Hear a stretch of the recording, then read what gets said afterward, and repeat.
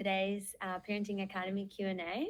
On today's topic, we're going to go over using visual supports or pictures to reduce challenging behaviors at home and help your child better understand routines, expectations, and transitions. We're going to walk through how to use those visual supports or pictures at home to prevent behaviors and reduce anxiety, especially when your child struggles with understanding what's expected or what's happening next, if transitions are hard.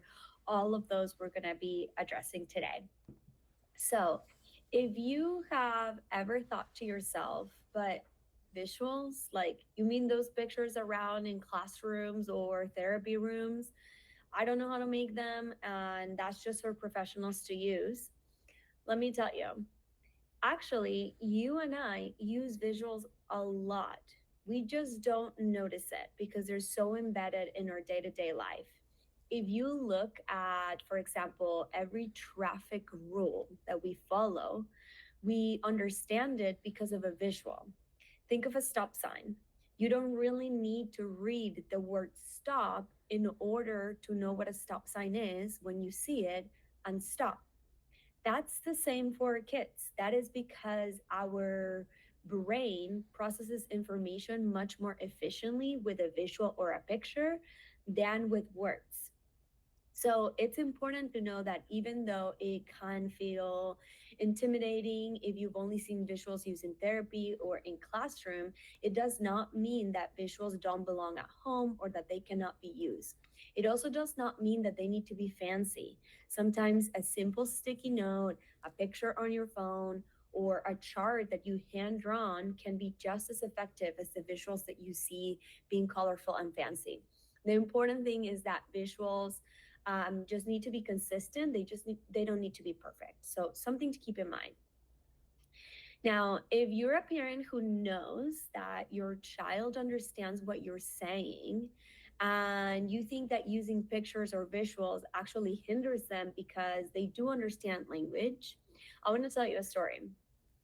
A few years ago, I worked with a little boy who he was bright, playful. He clearly understood everything that was said to him. He followed directions, answered questions. His parents were very proud of him using his vocal communication because he was delayed all up until he was 4. So they were super happy for him speaking, and they really didn't see the need for visuals. After all, he could use vocal language. But then we noticed something. Whenever there was a change in routine, like a different bedtime, a canceled play date, or maybe even a new dinner option, he would just suddenly go into full meltdowns, like no language, nothing whatsoever, just straight to a full meltdown. It wasn't that he was being defiant, it wasn't that he was being manipulative. He was just overwhelmed. He was overwhelmed with those emotions.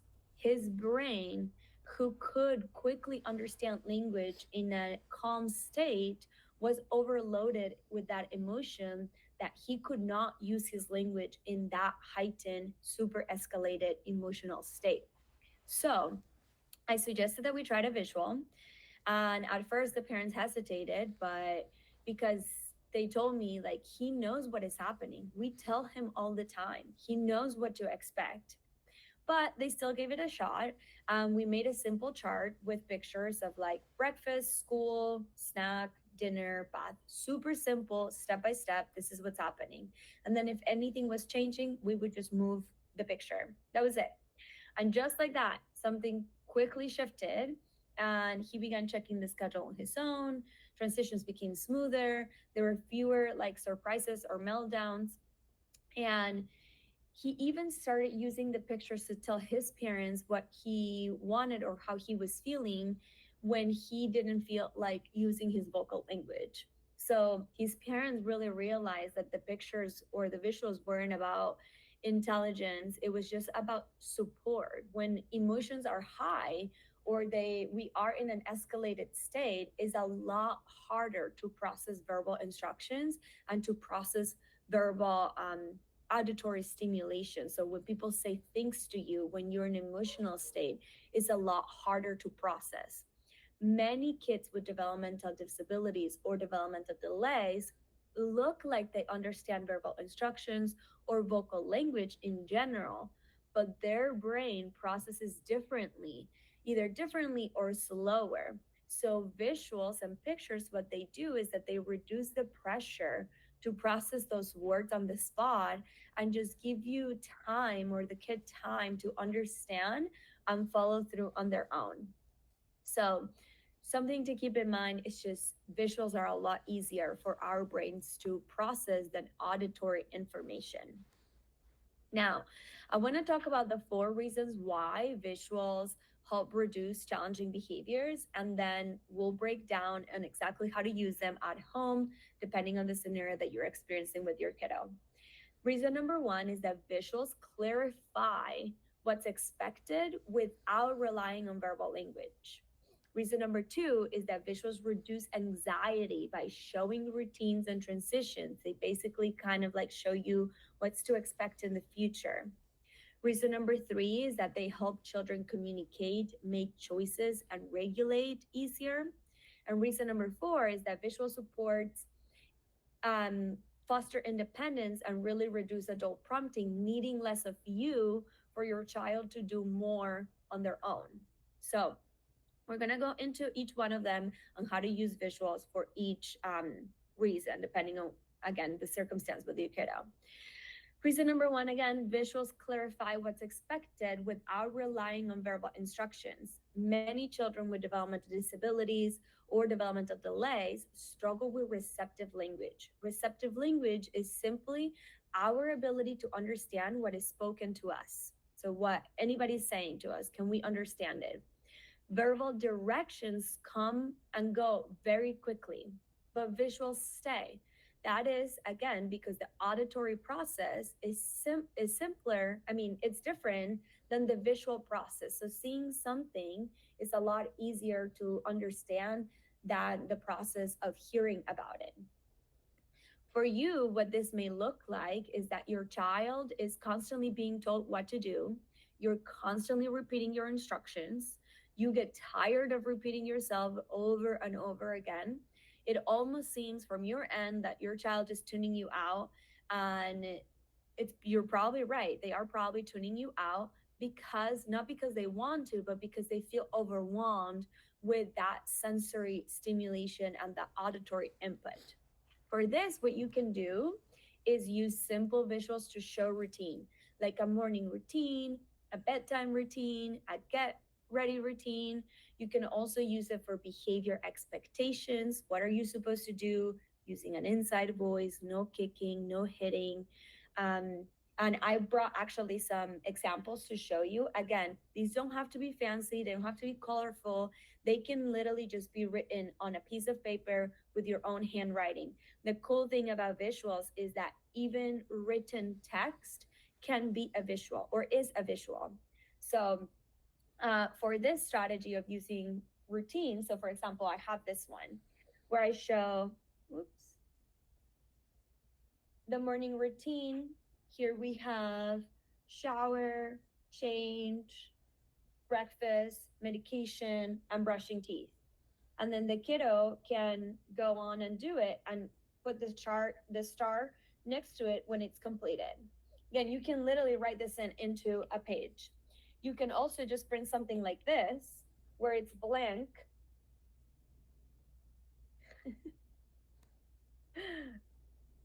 It's not working very well for me. I apologize.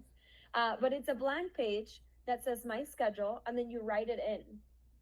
Brush your teeth, eat your breakfast, take your medication. Those are like kind of like what those look like. The second reason we're going to go into is visuals reduce anxiety by showing routines and transitions.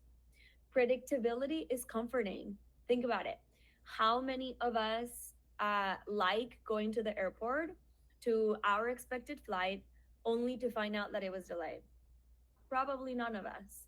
We like predictability. It allows us to know what is happening in the future, or at least we have a pretty good false perception of what the future is going to be. And we like that. We like that predictability. It's the same for your child.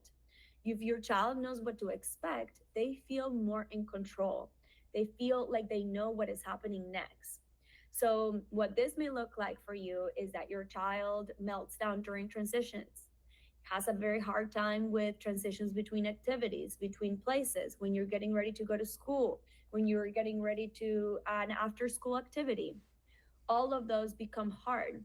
And they become anxious when the plan changes or where something unexpected happens, like they always go to the cabinet and they find their fruit snack, and out of a sudden the fruit snack jar is empty, and that causes a big meltdown. Like unexpected things really trigger your child. For this, what you can use is also a format of a schedule like I showed you, but instead of it being a routine schedule, like for example, morning routine, you do a daily schedule. We go to school, we come back home, we have a snack, we have a play date, we have a bedtime routine, and then we go to bed. You can also use first then board. So first first clean up your room, then you can have a snack. And you can literally just make that in. I actually made this one just now where you just put first, then. You can either pretend to be a really good drawer and just do a simple picture. Again, what's important, it's this visual. It's not the perfection of what it is, what it looks like, anything in between. So you can write it or make a picture. Just put a sandwich or put a car that they need to clean up before they get a cookie. First, then. Those are very, very effective ones before you move to a different activity or a different strategy. Now, reason number three is that visuals help children communicate, make choices, and regulate. This is similar to the receptive language I talked about earlier, which is, again, our ability to understand what is being told to us. There is also expressive language, which is our ability to communicate our thoughts, feelings, or needs. Children with developmental disabilities, especially those who struggle with self regulation, may have a harder time accessing that language to express their feelings, thoughts, and needs when they feel escalated or overwhelmed. Visuals like choice boards or break cards empower your child to communicate non-verbally and feel heard. It basically gives them an alternative to communicate their needs and feelings that is easier to process than for them to go through the process of vocal language.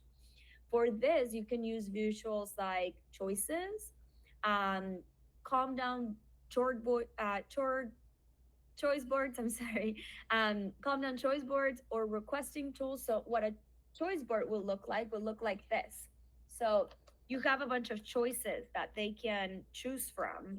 So you have squares that they can choose from, and then you just put whatever activities they would be into. So, for example, if they want to take a break, if they want to play with a sensory toy, if they want to fidget, if they want to hug, if they want to take deep breaths, you can also create that the same way that I showed you. So, you can just make a quick choice board. You can just put squares around like this. I will show you in just a second. So you can do something like this where you put choice board and then you put their choices. And it doesn't have to be many choices. It could be one choice, not one choice, two choices, three choices, like simple, super simple to understand for your child. And then you can make those at home. And then reason number four is that visuals support independence and they reduce adult prompting. Visuals are consistent every time. They look the same. If I show you this, it's bedtime. Bedtime looks the same every time. They don't change from one day to another. There is nothing for the picture other than the picture to be seen. There's no volume, no tonality, no affect, nothing related to nonverbal language to account for like we do when we use our verbal communication.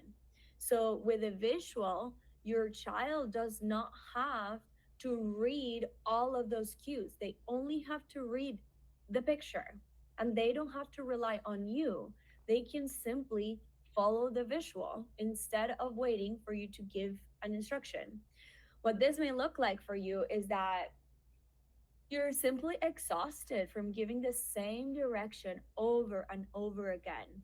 Or your child doesn't seem to be able to make it on time to school without having you to remind them of every step on their routine. Or they seem incapable of getting out of the house when they repeat the same steps of getting their backpack, putting their jacket on, putting their shoes on, but they require that you remind them for every step of the way. If this is true for you, using a checklist, a step by step, like the ones that I showed you earlier, of like, this is what we do before we get out of the house, grab the backpack, grab your jacket, put your shoes on, and just put it right there in front of the door. Um, in if they make their lunch, if they have to like put all of their juice and their crackers or whatever it is, if you just put the three things that they need to grab right next to their lunchbox. So having that in checklist format is super, super helpful.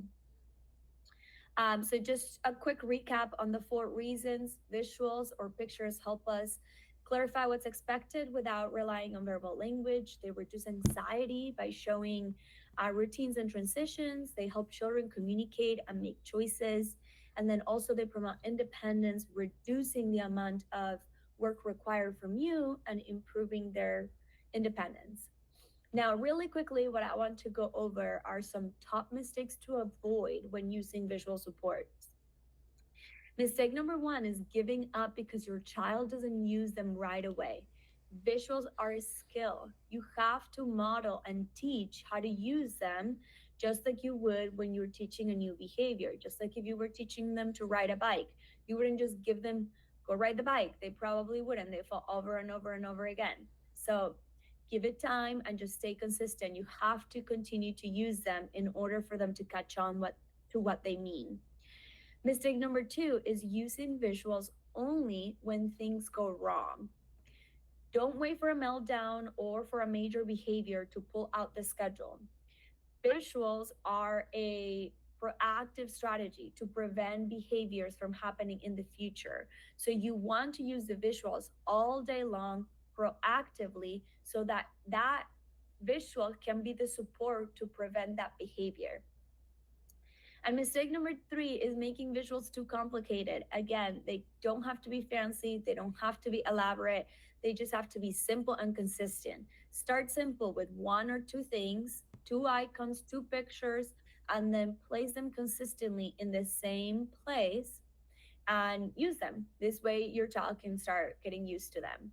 Use what makes sense for your child and just start small. You'll see the difference. Um, Pretty much, just as a quick recap, visual support clarify expectations, they reduce anxiety, they work best when they're integrated into routines like morning routine, homework, transitions, outings, daily routine. And then again, keep it simple and stay consistent, give it time, and you'll start seeing the difference. That's what I have today. We can open it up for questions. Yeah, I got a question from my mom asking when is the best time to introduce a new visual support or visual item? I would say during routine. So if you have a morning routine, a nighttime routine, a snack, if you have like a getting out of the house routine, anything like that would be um, the best time to introduce. We have another one asking, she's basically saying that she has a really hard time out whenever they go to the grocery store to like transition to different places. The question is, are visuals useful for public outings or school situations? Oh, most certainly. Great, great question. Visuals are super useful in all the settings. So for that particular scenario of being in the community and then transitioning elsewhere, at first then board, like I showed you this one. You can see it. There you go.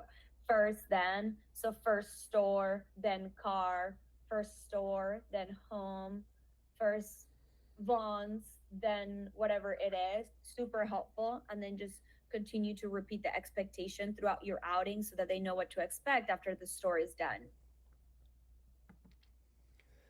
Another one is, do you change out the visuals ever, or you constantly just use the same visual? I would use the same visual until your child understands what that visual means. Again, visuals is not just something that your child is going to start using. We have to teach them what they mean and pair them with what that is. So, for example, if I'm going to use like a brush teeth one, and I'm going to say, okay, it's time to brush teeth, I'm going to continue to show my vocal brush teeth with the picture along with the action of going to brush teeth. Once your child understands what this visual means, whatever that may be for you, then you can start switching them out.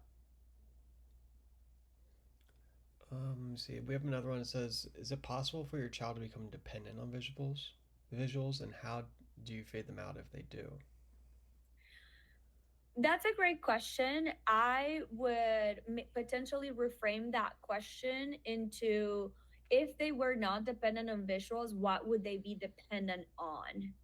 If your child is constantly, would you prefer your child to constantly use the visuals to get whatever they need to get done, or that they depend on an adult, or that they depend on somebody telling them what to do?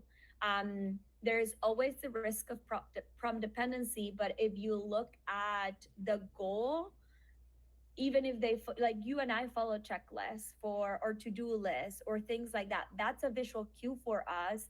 That doesn't mean that we're not independent. It's just a type of support that we're using to accomplish the task. So yes and no, they will not become dependent in the sense of they wouldn't be able to complete the task, and they will just continue to use the support because it's an effective support. Hmm. Um, I have another question asking, how long does it usually take to teach them to use the visuals? It seems like a lot of extra work to manage all the visuals, to create them. I'm just wondering if it's worth actually, doing at home. Yeah, that's a great question. Like I mentioned, start highly recommend to start small. You don't have to create all of those visuals and teach them all at once. It can just be one thing. Teach them like your most um important or your most used thing, like your bath time routine, morning routine, snack, just one thing. And period, the duration that it will take your child to learn that thing is dependent on each child, and they're basically how fast they learn. But usually if you use it consistently, honestly, within a couple of days to a week, for the majority of in my experience of the kids that I've worked with, they usually start making that connection fairly quickly. This is another one. Are there any other helpful communication tools for children with autism or other, developmental disabilities that you know of?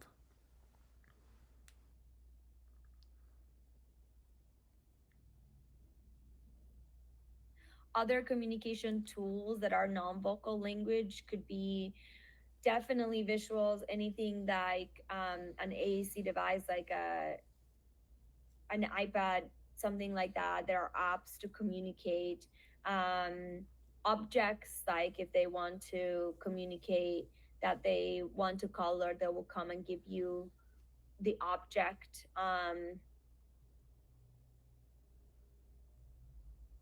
It kind of like really depends on the child, but the visual communication is what probably one of the biggest strategies to supplement vocal communication for children with developmental disabilities.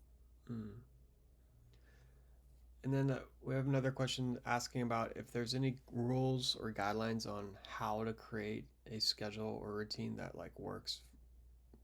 It seems like based on what I'm reading here, she just wasn't too sure if like there's, you know, if there's too many things you can add into a schedule routine visually, or if there's too little. Yeah, I would say err on the side of simplicity. There is always going to be more that we can add, and the simpler the better, even if that doesn't describe your full routine. So, for example, if we were to do like a morning routine and you have wake up, brush teeth, dress up, breakfast, even if you were to just put wake up and breakfast, it's better to add less than to add more, especially in the initial stages of teaching, and then add on more. There aren't any like major guidelines that I would recommend for the purpose of you guys going and implementing it at home right now, as much as keep it simple and keep it consistent. Another question: how do I use visuals to prevent my child from melting down after breakfast time? So, like I mentioned, visuals are a proactive strategy, not a reactive strategy. So, in order for visuals to work, for you to be able to prevent those meltdowns after breakfast, we would need to understand why he melts down after breakfast. Does it have to do with a transition? Does it have to do with something that they don't understand in terms of expectations? And then you would have to implement that visual prior to that breakfast routine and basically solve for that issue for your child, whatever that may be, the transition, the expectation, the unpredictability, and start teaching that visual across time. So again, visuals are not a reactive strategy, they're a proactive strategy that we need to implement before the behavior happens or before it's expected to happen. And I think this is the last question, but it says I've tried visuals in the past and my child ignored them and resisted them. Do you have any tips on how to make it more effective? Yeah, definitely. If you have tried visuals in the past and they have not worked, it's probably because we didn't allow enough time for the child to learn the visual. Again, I cannot emphasize this enough. You cannot just use the visual and your child magically is going to start using. They don't know what to do with that. So, in order for it to work, you actually have to teach what behaviors are associated with that visual. So I would just, if depending on what you did before, I would make it simpler and give your child more time to acquire that skill before you mark it as complete, it didn't work. So I would give it more time. Cool. I think that's all I got on my end. Okay. Well, I don't have anything on my end. So I think we are good. I'll see